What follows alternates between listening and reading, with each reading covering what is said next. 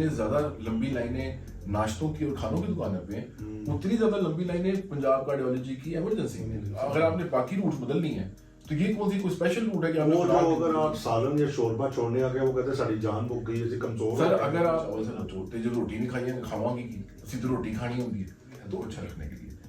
अगर आपकी फैमिली में ब्लड प्रेशर है, डायबिटीज है, तो ultimately it will come to you कि डॉक्टर साहब मुझे ब्लड प्रेशर है। अगर ब्लड प्रेशर 200 पे है, आप कहते हो जी मेरे से तो परहेज नहीं होना, तो मैं आपको क्या कहूँगी दवाई भी ना खाओ। दवाई भी ना खाओ। मैं तो आपको कुछ ना कुछ आपने पता ठीक ठाक गए थे आप कहीं? बस अभी शादी से आया हूँ। ठीक है, आप बताएं कैसा चल रहा है आपका वीक? बस बच्चों के साथ आपको पता है वीकेंड पे जरा बिल्कुल मैं काफी ऐसे काम सोच रहे थे करने के। हाँ फाइनली अब मौका मिला है तो जी शुरू करते हैं और इंशाल्लाह यही कोशिश होगी कि वीडियो का सिलसिला ये जो वीडियोस का आता रहे, इंफॉर्मेशन थोड़ी ट्रैवल करे, क्योंकि बाकी बहुत ब्रेन ड्रेन हो रहा है। लोग हमारे डॉक्टर बहुत साथ के बाहर जा रहे हैं, आप देख रहे हैं, आप बता रहे थे एक दोस्त आपका प्लेयर देके जा रहा है और एक दोस्त आपका जो है अभी दुबई का उसने टेस्ट पास किया है। जो ये जरूरी नहीं कि डॉक्टर ही जा रहे हैं, मतलब हर फील्ड में अगर आप देखें ना तो लोग बाहर भाग रहे हैं, तो इसलिए कोई 10 एक माह से काम ज्यादा हो गया, बहुत ज्यादा हो गया।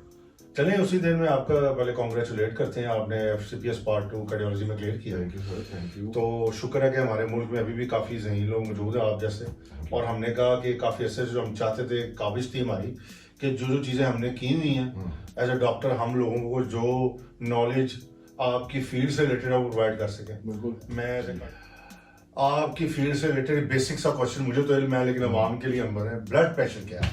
हाँ जी Farhan sir, blood pressure basically आपकी जो खून की शरेयानें हैं, जो साफ खून की शरेयानें जैसे आर्टरी बोलते हैं जी, जब उसमें ब्लड ट्रेवल करता है तो आर्टरी बेसिकली एक मसल है, वो इलास्टिक की तरह है, तो वो प्रेशर बाहर की तरफ जाता है फिर वापस आता है। तो जिस तरह इलास्टिक को हम खींच सकते हैं वापस आता है, खींच सकते हैं वापस आता है, सेम प्रॉपर्टी आपकी ब्लड वेसल की। जी जी। लेकिन देखा ये क्या है कि ब्लड प्रेशर वो फोर्स जो ब्लड जनरेट कर रहा है वेसल्स के ऊपर विद टाइम कुछ लोगों में वो बढ़ जाता है जी ठीक है। तो उसका नुकसान क्या है कि हार्ट को ज्यादा पंप करना पड़ता है जोर से। जी जब हार्ट ज्यादा जोर लगा के पंप करेगा तो उसकी वजह से क्या है कि हार्ट के मसल्स फटीग करते हैं। जी ठीक है, तो ये ब्लड प्रेशर की कॉम्प्लिकेशन है बेसिकली। तो बेसिकली ब्लड प्रेशर यही है कि जो ब्लड का जो प्रेशर है against the walls of the arteries उसको हम ब्लड प्रेशर कहते हैं। ब्लड प्रेशर बहुत ज्यादा अब इस वक्त प्रेवलेंट है और इसको साइलेंट किलर भी बोलते हैं, वो इसलिए कि इसकी ज्यादातर लोगों में लामते नहीं है। पाकिस्तान में अगर हम 1000 बंदा पकड़ लें फॉर एग्जांपल तो कितने लोगों को ब्लड प्रेशर होगा आपके ख्याल में? रेशो के हिसाब से इसमें डिफरेंट WHO की जो रिपोर्ट है उसके मुताबिक दुनिया में तकरीबन 1.7 बिलियन के करीब लोगों को ब्लड प्रेशर है। लेकिन जो अलार्मिंग बात है वो ये है कि 44% लोगों को ये पता ही नहीं है कि उनको ब्लड प्रेशर है। लेकिन डॉक्टर साहब आपके ही कहने पर मैंने तब से दवाई शुरू की हुई और ब्लड प्रेशर ठीक है। और आपको कभी कोई उसने तंग तो नहीं तंग नहीं किया, मैं दवाई भी नहीं छोड़ी। लेकिन आप पेशेंट्स देखते हैं तो आप उसको देखते होंगे कि एक ब्लड प्रेशर की कॉम्प्लिकेशन है हाइपरटेंसिव अर्जेंसी। मतलब आपका ब्लड प्रेशर सडनली इतना शूट कर जाता है कि उसके साथ आपको प्रॉब्लम्स आती हैं और आपको अस्पताल जाना पड़ता है। बिल्कुल है। आप अगर दवाई रेगुलर खा रहे हैं, मैं अपनी बात कर सकता हूँ, तो आप देख सकते हो कि कोई ऐसा प्रॉब्लम आपको नहीं आएगा आपको अस्पताल दौड़ना पड़े, ठीक है ना, और वो मैनेजेबल है। आपको घर पे आप एक गोली रोज की खा रहे हो वो मैनेज है, मैनेजेबल। जो इंसान को ब्लड प्रेशर की दवाई इस्तेमाल करनी पड़ रही है उसको चाहिए कि उसको रेगुलर यूज करें। अगर आप कभी कभी या छोड़ छोड़ के दवाई इस्तेमाल करेंगे उसका नुकसान आपको क्या है कि ब्लड प्रेशर जिस दवाई पे कंट्रोल हो रहा है, फॉर एग्जाम्पल एक XYZ मेडिसिन है वो 40 मिलीग्राम आप ले रहे हैं, लेकिन अगर आप उसको छोड़ते हैं तो नेक्स्ट टाइम जब आपका ब्लड प्रेशर शूट करेगा और आपको दोबारा से दवाई पे आना पड़ेगा तो आपको शायद 80 मिलीग्राम पे जाना पड़े, शायद उससे ज्यादा पे जाना पड़े, या एक टाइम पे 2 दवाइयां खानी पड़ेंगी।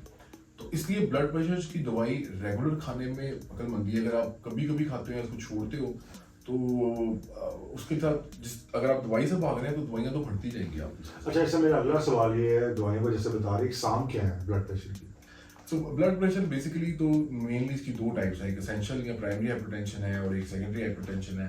एसेंशियल या प्राइमरी हाइपरटेंशन का मतलब ये है कि ब्लड प्रेशर की वजह आमतौर पे इसमें मालूम नहीं हो पाती। सेकेंडरी हाइपरटेंशन है कि आपको बॉडी में कोई और प्रॉब्लम चल रही है, जिस तरह गुर्दों की खून की शरेयानों में तंगी आ जाती है, उससे ब्लड प्रेशर हो सकता है कई दफ़ा क्रोमोसाइटोमा जैसी बीमारियां हैं कुछ, उसमें ब्लड प्रेशर हो सकता है, कुछ और स्ट्रेस वगैरह एंजाइटी के एलिमेंट्स हैं जिनसे ब्लड प्रेशर हो सकता है, तो वो ट्रीटेबल कॉजेज हैं उसकी। लेकिन प्राइमरी कॉजेज जो कि 90% लोगों में प्राइमरी या एसेंशियल हाइपरटेंशन होती है, उसमें कॉज नहीं पता चलती। एक अगला सवाल मेरा ये होगा कि रिस्क फैक्टर्स क्या हैं ब्लड प्रेशर के, उसके बारे में बताएं। सो ब्लड प्रेशर के जो मोटे मोटे रिस्क फैक्टर्स हैं फरहान साहब, वो तो यही है मोटापा, फिर स्मोकिंग, फैमिली में अगर आपके ऑलरेडी प्रेजेंट है, डायबिटीज़ है, फिर स्ट्रेस में रहते हैं बहुत ज़्यादा, या सेडेंटरी लाइफस्टाइल है बहुत ज़्यादा, तो या फैटी फूड्स बहुत ज़्यादा यूज़ करें, इन सब चीज़ों से ब्लड प्रेशर होने की चाहिए। ये बताएं कि कब पता चल गया है कि आपको ब्लड प्रेशर है, किस रीडिंग पे, किस तरह, ये थोड़ा सा बताओ। सो ब्लड प्रेशर डायग्नोज करने के लिए आपको मोर देन वन ओकेजन पे एक दफ़ा से ज़्यादा 140/90 से ऊपर ब्लड प्रेशर आना चाहिए। ओके, 2 दफा अगर 140 से ऊपर सिस्टोलिक हो और डायस्टोलिक 90 से ज्यादा हो, तो आप उसको डायग्नोज कर सकते हैं। ठीक है। लेकिन अब ब्लड प्रेशर को अगर मजीद आगे देखें तो इसकी ग्रेडिंग कर दी गई है, ग्रेड 1, ग्रेड 2, ग्रेड 3, तो उसमें भी है कि अब blood pressure as low as अब चला गया कि अगर 130 अबव है सिस्टोलिक, तो वो उस पर भी है कि ग्रेड 1 है। अच्छा। तो लेकिन मोटा याद रखने के लिए मैं, क्योंकि ये थोड़ी डिटेल मेडिसिन है तो मैं उस पर नहीं जाऊँगा, लेकिन जनरल पब्लिक के लिए ये कि 140/90 इज योर कट ऑफ, उस पे आपको काम खड़े करने हैं कि वही ब्लड प्रेशर। भाई 140/90 अगर आपका बीपी रह रहा है, इट मींस कि आपको मॉडिफिकेशन की जरूरत है, वो आगे हम डॉक्टर साहब से पूछेंगे। जी सर। अच्छा सर, एक ये चीज़ आ गई डॉक्टर साहब कि हमने थोड़ा सा आपसे पूछ लिया एग्जाम के बारे में, रिस्क फैक्टर्स के बारे में, जी, ट्रीटमेंट के बारे में बताते हैं हमें। तो ट्रीटमेंट में सबसे पहले तो एक्सरसाइज एंड डाइट है जी। फर्स्ट जो आपका लाइन ऑफ डिफेंस है वही है। अगर आप ड्रग्स में जाते हैं तो डिफरेंट अद्वियात है जो हम इस्तेमाल कर सकते हैं ब्लड प्रेशर कंट्रोल करने के लिए, लेकिन क्योंकि मालूमाती वीडियो तो मैं इसमें ज़्यादा स्ट्रेस करना चाहूँगा डाइट और एक्सरसाइज पे। जी ठीक है। डाइट में देखें कि आप हेल्दी डाइट की तरफ आओ। हेल्दी डाइट से मुराद है कि आपके फ्रूट्स वेजिटेबल्स ज़्यादा आपके हों, फिश हो, चिकन भी आप यूज़ करो, लेकिन ज़्यादा आपका जो जोर होना चाहिए वो वेजिटेबल्स और फ्रूट्स पे। फिर आ जाते हैं फैट्स के ऊपर। जो हमारे पॉपुलेशन में, हमारे कल्चर में जो घी है, ऑयल है, इसका बहुत ज़्यादा रोल है। और आप देखते हो कि ये नाश्ते की दुकानों पे लोगों की लाइनें, और जिस तरह लोग तरी पुआ के ले आएंगे, तरी पुआ के वो जब हम आपके साथ भी कभी नाश्ता शहर में करने जाते थे तो उस वक्त भी हम भी शौकीन होते थे, लेकिन मैं वही कह रहा हूँ कि जब पढ़ा है तो समझ आइए कि यार ये तो बहुत ज़्यादा डेंजरस है। जिस तरह रिकमेंडेड है कि एक ट्रांस फैटी एसिड्स है, ट्रांस फैटी एसिड्स आपकी बॉडी की रिक्वायरमेंट में, आपकी जो डेली इंटेक होनी चाहिए फैट्स की, उसमें लेस देन 1% ट्रांस फैट होना चाहिए, क्योंकि आपकी बॉडी उसको मेटाबोलाइज प्रॉपर्ली नहीं कर सकती, वो डिजीज कॉज करता है, दिल की बीमारी, शुगर, ब्लड प्रेशर की। तो उस सूरत में देखा गया है कि आपकी बॉडी में उसका इंटेक डेली का लेस देन 1% होना चाहिए। लेकिन जो हम रेडियो पे, बाजारों में देख रहे हैं तली हुई चीज़ें, जिस तरह पकौड़े, समोसे, ये इसमें मेजॉरिटी जो है वो ट्रांस फैटी एसिड है, आपकी बॉडी उसको नहीं एक्सेप्ट कर सकती।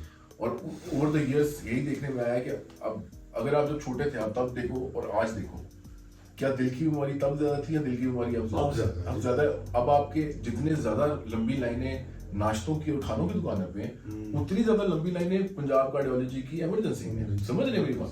तो ये डायरेक्टली प्रोपोर्शनल है दोनों चीजें। अगर हम खुद अपनी टेक केयर नहीं करेंगे तो कोई भी नहीं करेगा। और मैं सिर्फ एक छोटी सी बात करूंगा इधर के, देखिए हम अपनी लाइफ में जो चेंजेस कर चुके हैं, ये मॉडर्न टाइम के चेंजेस हैं। आपके कपड़ों का तरीका, आपके मोबाइल्स, आपका टीवी, लग्जरी आ चुकी है, आपका ज्यादा टाइम गुजरता है बैठ के, सोशल मीडिया आप बैठ के ज्यादा टाइम गुजार रहे हैं एज कम्पेयर टू दिस। 400 साल पीछे जाएं, 300 साल, तो मुगल जमाने में जाएं तो वहां पर कोई खास गाड़ियां शाड़ियां तो नहीं थी, लोग तो ट्रैवल करते थे बाय रोड। लाहौर 50 साल पीछे चले गए। बिल्कुल। तो आप जो आज खुराक इस्तेमाल कर रहे हो ये उस टाइम की है, 400 साल 300 साल पुरानी खुराक है। घी वाले खाने, तेल वाले खाने पहले लोग खाते थे उस जमाने, लेकिन हमने सब कुछ चेंज किया, अपनी खुराक चेंज नहीं। ठीक है। अब जब रूट्स की बात आती है तो लोग कहते हैं जी ऐसा कल्चर है, ऐसा रूट्स है। ये आपकी रूट्स नहीं, अगर आपने बाकी रूट्स बदलनी है तो ये कौन सी कोई स्पेशल रूट है कि वो जो अगर आप सालन या शोरबा छोड़ने आ गए, वो कहते हैं सारी जान बुक गई, ऐसे कमजोर सर। अगर आप लागर हो गए, मैं आपको कह रहा हूँ कि अगर आप मरीज को कहते हैं कि भाई आप ग्रिल्ड फूड की तरफ आओ, आप रोटी और चावल से बचो, तो जो रोटी नहीं खाइए खावांगे की सीधी रोटी खानी होती है।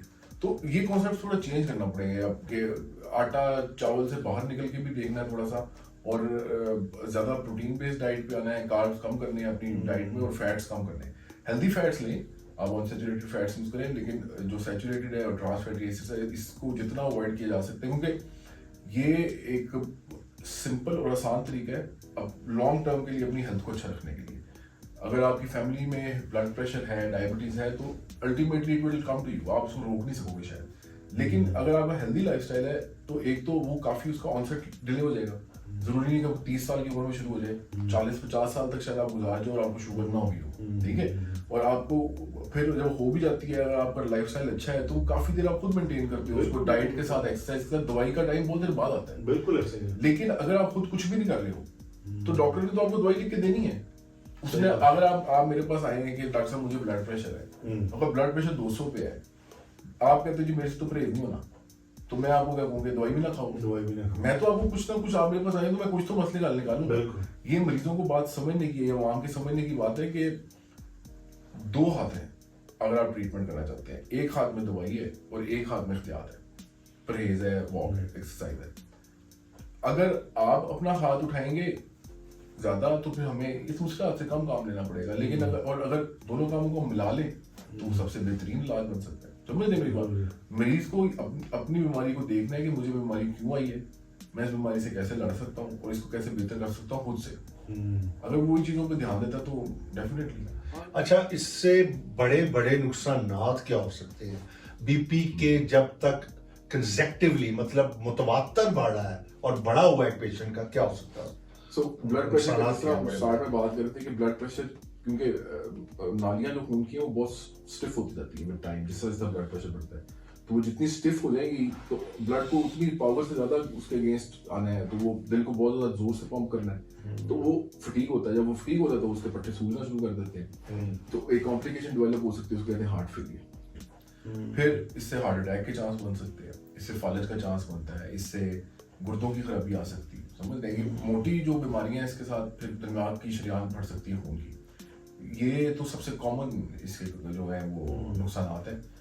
तो बेसिकली ब्लड प्रेशर एक ऐसी बीमारी है जो आपको अपाहिज कर सकती है, आपको मुहताज कर सकती है, और मुहताजी की जिंदगी आई डोंट थिंक किसी को पसंद होगी। बिल्कुल। तो इसलिए मैं अपने सब पेशेंट्स को यही मशवरा देता हूँ कि यार ये बीमारियां को मुहताज कर सकती है, तो इसलिए प्लीज इसकी केयर करें। आपका मैसेज क्या है आखिर में, आवाम को क्या कहना सर? चाहते हैं मैसेज आप? सिंपल सब लोगों के लिए और स्पेशली पेरेंट्स के लिए है कि अपनी जो आपकी नई जनरेशन हैं उनको सेव करें। अगर हमारे जो पेरेंट्स थे उनसे हमारे तक मैसेज पहुंचने में अगर थोड़ा टाइम भी लग गया है कि हमें अब समझ आ रही है कि यार जो हम लोग फूड खा रहे थे पहले वो हमारी हेल्थ के लिए कितना मुझे सेहत बनता जा रहा है। तो अब क्योंकि अगर हमें वो एजुकेशन मिल गई है, अवेयरनेस मिली है, तो इट इज़ टाइम कि हम अपनी आगे वाली नस्ल में वो चीज़ ट्रैवल ना करने दें। उनको अभी से हेल्दी फूड की आदत डालें, अच्छे फ्रूट्स, वेजिटेबल्स, इन चीज़ों की आदत डालें, ना कि घी और कार्ब्स की आदत डालें। अपने बच्चों को कोई गेम या एक्सरसाइज की आदत डालें कि वो वॉक करें, एक्सरसाइज करें या कोई गेम ज्वाइन करें। बिल्कुल। जो सेडेंटरी लाइफस्टाइल है it is the biggest killer आजकल के ज़माने में, जिसकी वजह से सबसे ज़्यादा बीमारियां बढ़ रही हैं। और फास्ट फूड है, उसके अलावा देखिए स्ट्रेस एंजाइटी बहुत ज़्यादा आजकल के ज़माने में, और वो ब्लड प्रेशर का बहुत बड़ा वजह है। लेकिन एक्सरसाइज और जो गेम्स वगैरह उनसे ये देखा कि आपका स्ट्रेस लेवल नीचे आता है, तो डेफिनेटली उससे वो भी हेल्प करेगा। चलिए जी, इंशाल्लाह ताला फिर आगे आपसे अब और बीमारियों के बारे में जरूर बात आती करेंगे। रहेगी हमारी वीडियोस, और आप जरूर ट्यून इन करें, हमारे सब्सक्राइब भी करें, चैनल को लाइक करें, सब्सक्राइब करें, और अपने दोस्तों के साथ शेयर भी करें इसको जी। आपकी सजेशंस को भी वेलकम करेंगे, और अगर आप कोई टॉपिक्स जिस पे आप चाहते हैं कि हम कोई अपना आपको कोई डॉक्टरी मशवरा दें तो हम उस पर भी रेडी हैं बात करने को। और thank you so much for watching. Thank you very much. अस्सलाम वालेकुम।